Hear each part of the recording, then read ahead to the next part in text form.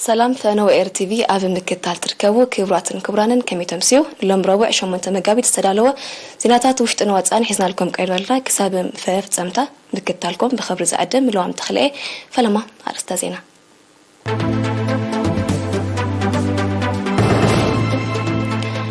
امباسادر صوفيا تسفا مريم اب حمشاي وعلا اب تحوت درجه معباله زركبه هاجرات مدر قريبه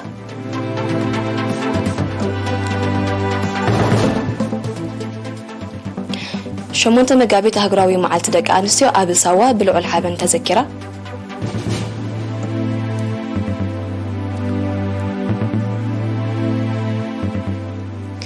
اب تهوندا اب لمعات جرادين زنطفا زلوا دق انستيو اب منبابرن محيا شارين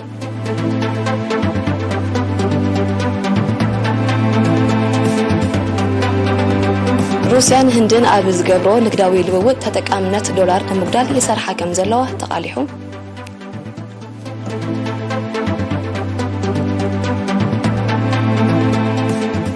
منكسي بوركينا فاسو شبران مقلاس اب سيمناوي كفال حجرو ساعات اتوتو اوجو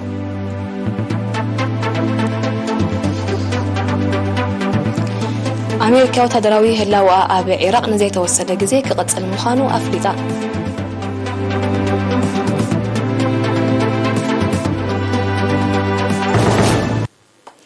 ناب زرزرو كنسجر قواميت وكيل إيرترا أبي ودب حبرات هاجرات أمباسادر صوفيا تسفا مريم كاب كهلوت نابل صقرنا بزبل تيما كاب حامشة كساب تشعات مقابيت أبي أدوحة قطر أبي زك أنا عزلو حامشة وعلى أبي تحد رجام معبال زركابة هاجرات مدرس معه أمباسادر صوفيا أبزي عالمنا بعد قوي جتشت جيوبوليتيكاوي متفدان كليماو نوتن سعبيناتون كمون قطباوي قلولاو تهوت ألو زلا أوان ازي اهغراوي وعلى اقداسنتو عزوز مخانو ندمر سعبينات نايزيت اقامات تقال عدما اتن اب تحوت معباله زركابه هاجرات مخانن بمحبار نزن كالن بدوتات نممكات زحجز مدب سرح موزعن بغزي زعقن تغبراونتو مرغغاتن كم زدلي غليصا إيرترا كابتي اب تحوت درجه معباله نزركابه هاجرات زغاطم زول بدوتات ناص ايكونتن زبلت امباسادر صوفيا كاب حموشتي حرنتاوي كينات 30 عمتات زوصت اب رئيس مخانا بزصعبه دباوي كينات كمون زي حغاون زي فتحاون اجداتات بايتو صتان قصالي بيناوي اسغداد سغمتاتن قطباوي غسغاسا سلستعنقصه باغتاتا كتسمر كم زي كالت انتخونه جن سالات صنعاتن ناي مغبار منفسن حزبا اب حيالو مديات لمعات اتبابعيت عاوتات كم زمزغبت ابريها اب صلاتات حرشا مهلال ماين اغلغلوت قرب ماين تمهرتي دعنا شطوتات معبالن مليون من شطوتات زلاقي معبالن متأسسار مسمرات مغعازيا تتكاي صعاتن كالن استمزغبه غسكاس زملكت باهازات تسنيه مغلص دما اقريبا ابي موداتا امباسادر صوفيا إيرترا ابي ساينسن تكنولوجين بمتكوار اتوتاونتن كبن مبالن قطبان مسسانن تسرح كمزلا بمنصار زباوي متحققازن وحدتن بمحيالن نقدن كالئ لمعاتاوي علاماتاتن نمدفعون كتور دليت كم زلوا انصيرا بقواميت وكيل إيرترا ابي ودب حبرات هاجرات امباسادر صوفيا تسفا مريم استملحه لوخ إيرترا ب4 مغابيتون ابي اخيبا اب تحد درجه معباله زركبه هاجرات مستافو زذكري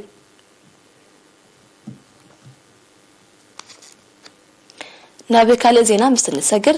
لو خمادي اب نيويورك اب زقان ازول مبل سوسان شوعتن اخيوا كوميشن كونتات دق انستيو ناي حبرات هاجرات يساتفالو بزعبا زيد نستدالو زينا وصبصب ياسين صالح كقربي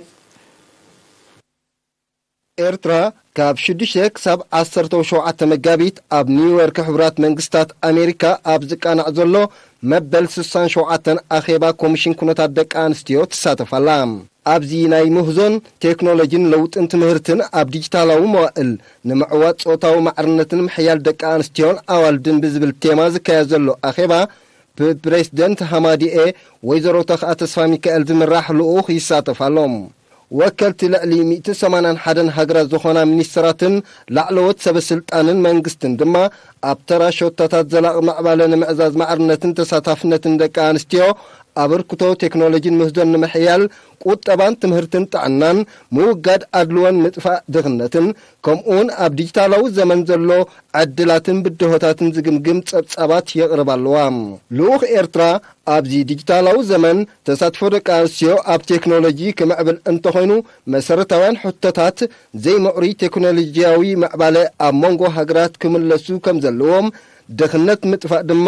ምዕሩይ ዓለም ለኻዊ መዋቕር ክዋደድ ከምኡን ግጭታትን በይናዊ እገዳታትን ደው ክብል ከም ዘለዎ ኣስሚሩሎም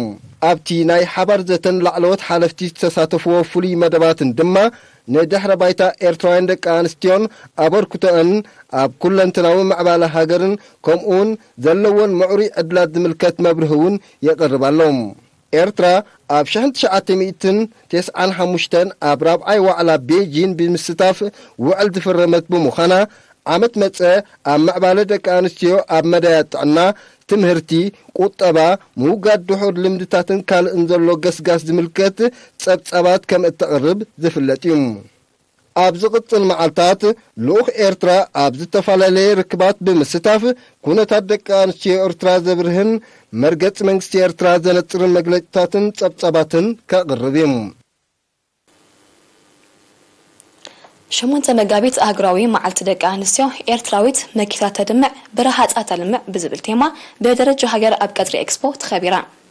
ኣብቲ ላዕለዎት ሰመዝ መንግስትን ዕድመ ዝተገብረሎም استرخبلو أقدامي حلفت همادئ زوبا ماكل ويزرو عالم بلاي أبقال حزب إرترا كل مدياوي تساتفو دق أنستيو أزوز ترى كمزنبرو بمنصار أب مدرخ محاسلو على ونتن هنتات حاجرن لمعتنون معرضك تبعتيو أحواتن تسلفا أب قدما جنبار دجنن وزأن كيا أب مسرح كمزركبا قليتا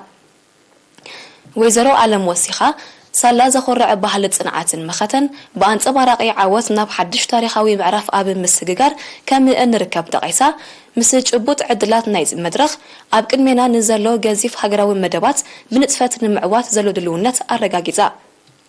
اما حضري زوبا ماكلات فسحيه حيله بوغنو شمونت مغابيت اب إرترا نلعلي 4 عامات እና ተጸንበለት መምጽአ ጉልህ ትርጉም ከም ዘለዎ ብምሕባር ናይሎም ዓመት ድማ ኣብ ኣዝዩ ፍሉይ መድረኽ ተጸንበል ምህላዋ ፍሉይ ድምቀት ከም ዘለዋ ገሊጹ ኣብቲ ኣጋጣሚ ባይቶ ዞባ ማእከል ከምውን ወከልቲ ዝተፈላለዩ ሃገራውያን ትካላትን ማሕበራትን ነቲ ዕለት ዝውክል መደረታት ኣቕሪቦም እቲ መደብ ንሸሞንተ መጋቢትን ተራ ኤርትራውያን ደቂ ኣንስትዮን ኣብ ዝተፈላለዩ መድረኻት ቃልሲ ዘንጸባርቕ ነጥባዊ መሰናድኦታት ደሚቑ ነይሩ ብኻልእ ወገን ኣምባሳደር ሃና ስምዖን ብምኽንያት ሸሞንተ መጋቢት ንመንእሰይ ሰራሕተኛታት ደቂ ኣንስትዮ ዞባ ማእከል ኣብ ዲፕሎማስያዊ ስራሓት ዘተኮረ ሰሚናር ኣካይዳ ዲፕሎማሲ ሃገራት ኣብ ሞንጎን ዝምድናታት ንምፍጣርን ንምድንፋዕን ሓድሕዳዊ ረብሓታት ንምዕቃብ ዘሰሓሕብ ጉዳያት እንተሉ ድማ ኣብ ክንዲ ብጎነት ብሰላማዊ ዘተን መፍታሕ ዝጥቀማሉ ኣህጉራዊ መሳርሒ ምዃኑ ገሊጻ ኣምባሳደር ሃና ንኣምርን ኣማዓባብላን ዲፕሎማሲ ካብቲት ካላዊ መልክዕ ከሓዘ ብልምዲ ዝኸደሉ ዝነበረ እዋን ክሳብ ንዲፕሎማስያዊ ዝምድናታት ዝቐየድ ሕግታት ዝወጸሉን ድሕሪኡን ዝምልከት ሰፊሕ ሓበሬታ ሂባ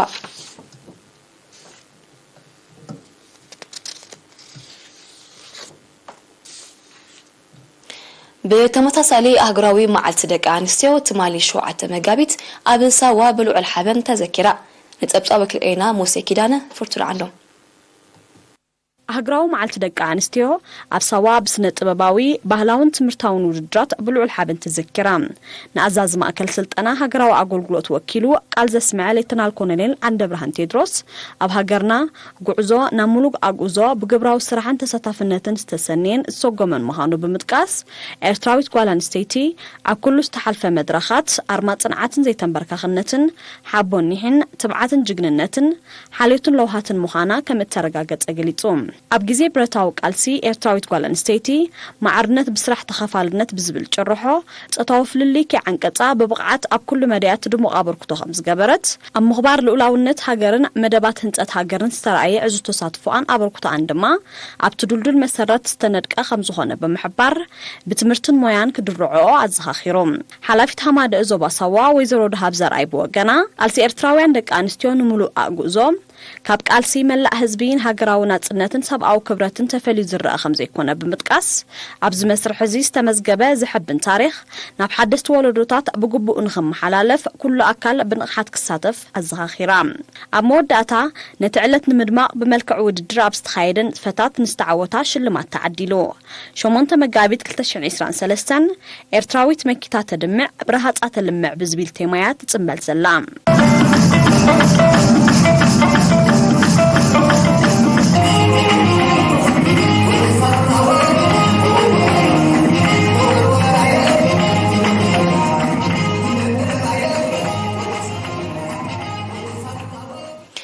ኣብ ንኡዞባ ዓዲ ቀይሕ ምምሕዳር ከባቢ ተኾንዳ ኣብ ልምዓት ጅራዲን ዝነጥፋ ዘለዋ ደቂ ኣንስትዮ ብዘካይድኦ ጻዕርን ደገፍ ሃማድኤን መነባብሮአን ከመሓይሻ ከም ዝበቕዓ ገሊፀን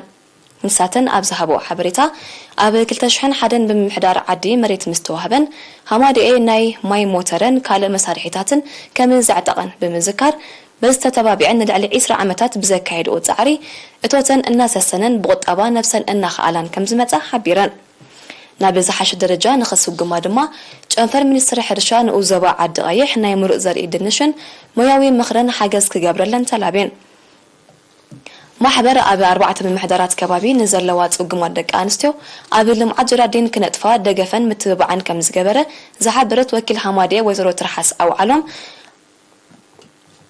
ኣብ ምምሕዳር ከባቢ ተኾንዳዕ ዘለዋ 8 ደቂ ኣንስትዮ ብንጥፈት እናሰርሓ ኣብ ዝበጽሕንኦ ዘለዋ ደረጃ ክበጽሓ ከም ዝኽኣላ እተን ካልኦት ግን ከም ትጽቢት ዝተገብረሉ ከም ዘይሰጎማ ብምሕባር ደገፍ ናይ ኩሎም ኣካላት ከይፍለየን ኣዘኻኺራ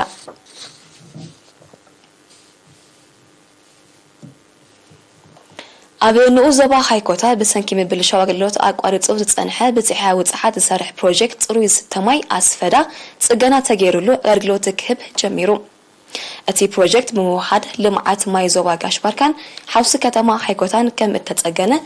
ዝሓበረ ሓላፊ ልምዓት ማይ ሓውሲ ከተማ ሃይኮታ መንእሰይ ኣኽበሮም ተኽላይ ተጠቀምቲ ውሕሉል ኣገባብ ከዘውትሩን ግቡእ ክንክን ክገብሩሉን ተላብዩ ብሰንኪ ኣጋጢሙ ዝነበረ ሽግር ን5 ኣዋርሕ ናብ ርሑቕ ተጓዒዞም ጽሬቱ ዘይተሓለወ ማይ ክሰትዩ ምጽንሖም ዝጠቐሱ ነበርቲ ብወገኖም እቲ ዝድለ ክንክን ከም ዝገብሩሉ ቃልኣትዮም ኣብ ሓውሲ ከተማ ሃይኮታ 2 ብጽሕያዊ ጸዓት 2 ድማ ብጀነሬተር ዝሰርሓ ንቑጣታት ጽሩይ ዝተማይ ኣለዋ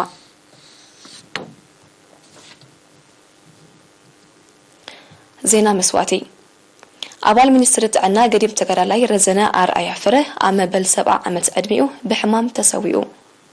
ኣብ 1974 ኣብ ተጋድሎ ሓርነት ኤርትራ ዝተሰለፈን ኣብ 1977 ናብ ህዝባዊ ግንባር ሓርነት ኤርትራ ዝተጸንበረን ተጋዳላይ ረዘነ ኣብ እዋን ሓርነታዊ ቃልሲ ኣብ ክፍሊ ሓለዋ ጥዕና ኣብ ሰበርቀጠ ራሕባን ክፍለ ሰራዊት 16 ከም ሓኪም በጠሎኒ ድሕሪ ናጽነት ድማ ኣብ ሆስፒታላት ዓሰብ ባጽዕን ሓሊበትን ጨንፈር አገልግሎት ጥዕና ዞባ ማእከል ጨንፈር ጥዕና ስድራቤት ኮምን ከምኡውን ሆስፒታል መርሓኖ ብዝተፈላለየ ሞያውን ምምሕዳራውን መዝነት ንህዝቡን ሃገሩን ዘገልገለ ሓርበኛ እዩ ገዲም ተጋዳላይ ረዘነ ኣርኣያ በዓል ሓዳርን ኣቦ 8 ውሉዳትን እዩ ስነ ስርዓት ቀብሩ ድማ ሎሚ 8 መጋቢት ሰዓት 4 ድሕሪ ቀትሪ ኣብ መካነ መቃብር ሓርበኛታት ኣስመራ ተፈጺሙ ሚኒስትር ጥዕና በመስዋዕቲ ገዲም ተጋዳላይ ረዘነ ኣርኣያ ፍረ ዝተሰምዖ መሪር ሓዘን እናገለጸ ንስድራ ቤቱ መቃልስቱን መሳርሕቱን ጽንዓት ይምነ ቀጽሉ ዝቐርብ ዜና ውጻይ ንምክትታልኩም ደጊመ ብኸብሪ ይቀድም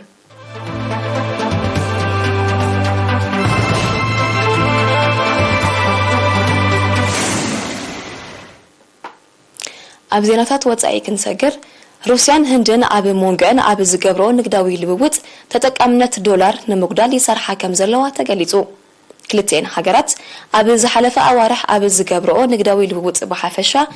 ህንዲ ካብ ሩስያ ኣብ ትገብሮ ዕድግ ነዳዲ ድማ ብፍላይ ባጤራ ሩስያ ሩበልን ባጤራ ሕብራት ኢማራት ዓረብ ድርሃምን ክጥቀማ ምጽንሐንዮም ንግዳዊ ጸብጻባት ተሰለጽሩ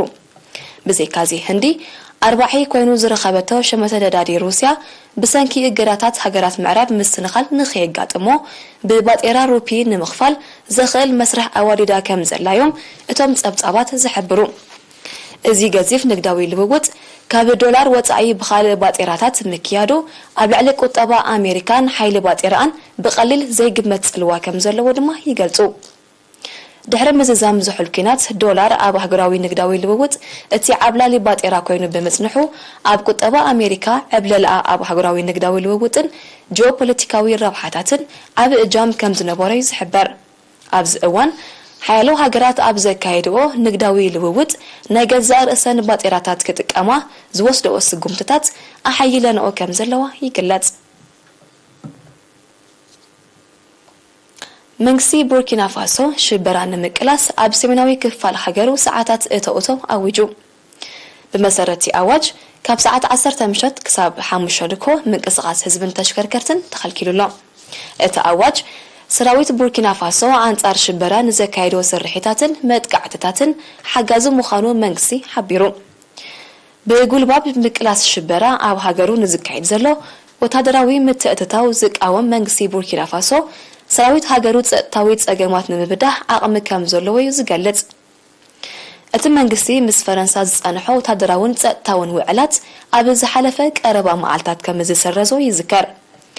ብሰንኪ ግደማዊ ምትእትታው ጸጥታዊ ብድሆታት ገጢምዎን ዘሎ ቡርኪና ፋሶን ማሊን ንምብድሁ ሓበራዊ ወታደራዊ ሓይሊ ከቆማ ተሰማሚዐን ምህላወን ይግለጽ ኣብ ዞባ ምዕራብ ኣፍሪቃ ተኻሲቱ ዘሎ ጸጥታዊ ጸገማት ብውህደት ኣባል ሃገራት ናይ ዞባ ክምከት ከም ዝኽእል ኪላታት ክሕብሩ ጸኒሖም እዮም ኣሜሪካ ወታደራዊ ህላውኣ ኣብ ኢራቅ ንዘይተወሰነ ግዜ ክቐጽል ምዃኑ ኣፍሊጣ ብሸውዓተ መጋቢት ኣብ ኢራቅ ምብጻሕ ዝፈጸመ ጸሓፊ ምክልኻል ኣሜሪካ ሎይድ ኣውስቲን እቲ ወታደራዊ ወፍሪ ገና ክቐጽል ምዃኑ ሓቢሩ ሎይድ ኣውስቲን ዓላማት ወታደራዊ ወፍሪ ሽበራ ንምቅላስ ምዃኑ እኳ እንተገለጸ መቐጸልታ ናይቲ ኣሜሪካ ጸጋታት ማእከላይ ምብራቕ ንምግሓጥ ተካይዶ ዘላ ንጥፈታት ምዃኑ ግና ናይ ቀረባት ዓዘብቲ ይገልጹ ኣሜሪካ ካብ 2003 ኣብ ኢራቅ ተካይዶ ዘላ ወታደራዊ ወፍሪ ዘስዓቦ ጸጥታውን ወታደራውን ቅልውላው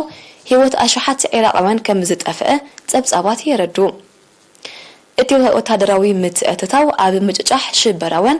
ዓቢ ተራ ከም እተጻወተዮም ንኩነታት ዞባ ማእከላይ ምብራቕ ብቀረባ ዝከታተሉ ወገናት ዝጠቕሱ ኣብዚ እዋን እዚ ኣብ ኢራቅ ልዕሊ 2500 ወታደራት ዘለዋ ኣሜሪካ ኣብዚ ናይ 20 ዓመት ወታደራዊ ወፍሪ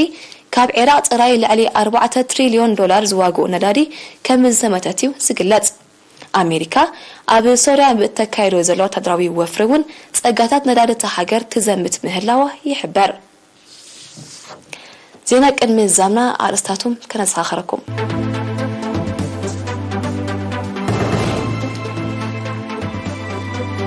ኣምባሳደር ሶፊያ ተስፋ ማርያም ኣብ ሓምሻይ ዋዕላ ኣብ ትሑት ደረጃ ምዕባለ ዝርከባ ሃገራት መደረ ቀሪባ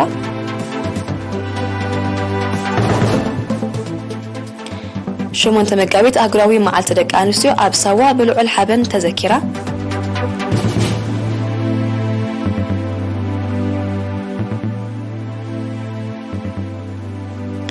أبي تخوندا أبلم عجراديز لتفازر لوا دك أنستيو أبي من نبابران من محيا شارئين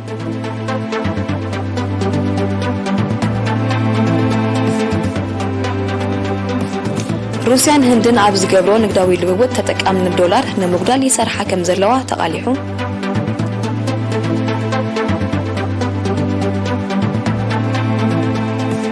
منكسي بوركينا فاسو شبران مكلاس أبسي منوي كفال حقرو ساعتات اتوتو أويجو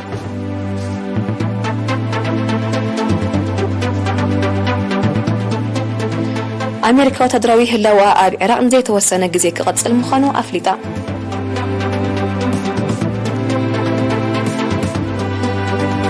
هذا ساعة ديزازم نخلن دك أنستيو روح سبع على النبل مسترف مدبات إرتيفنا حدكم بوجنا روح مشات